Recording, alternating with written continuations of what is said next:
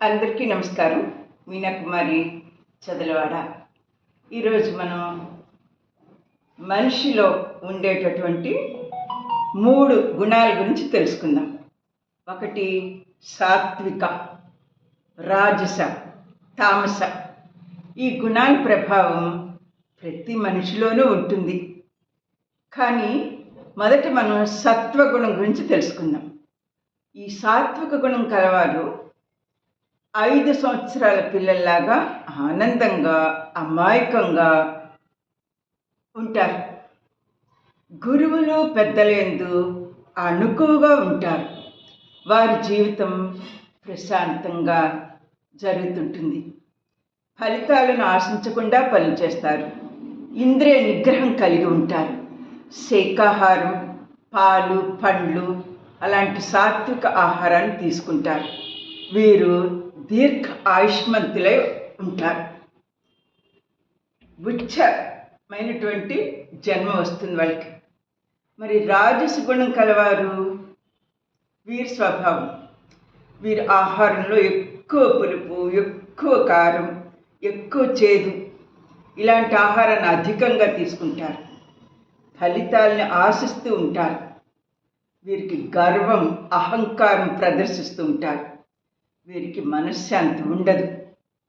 ఉదాహరణకు దుర్యోధనుడు, రావణాసురుడు ఇలాంటి కేటగిరీకి వస్తారన్నమాట.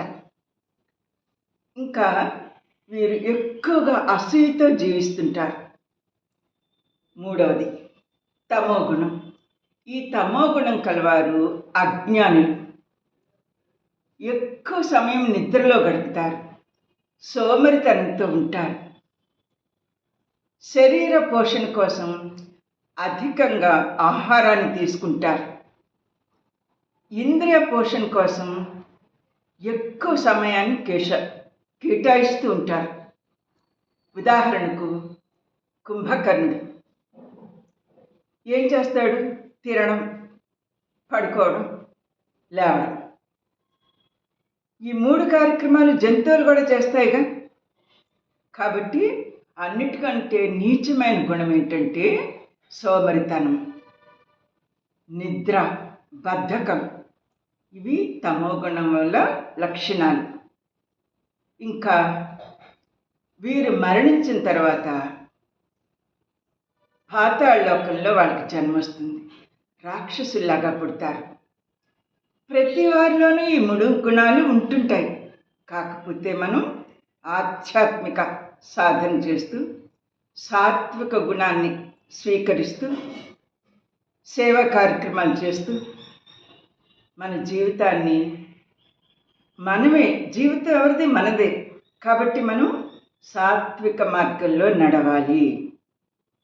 మంచి లక్షణాలు మనలో వాటంతట అవే వస్తాయి. మనం శారీరక పోషణే కాదు, ఇతరులకు కూడా మనం తినే దానిలో సహాయం చేయాలి.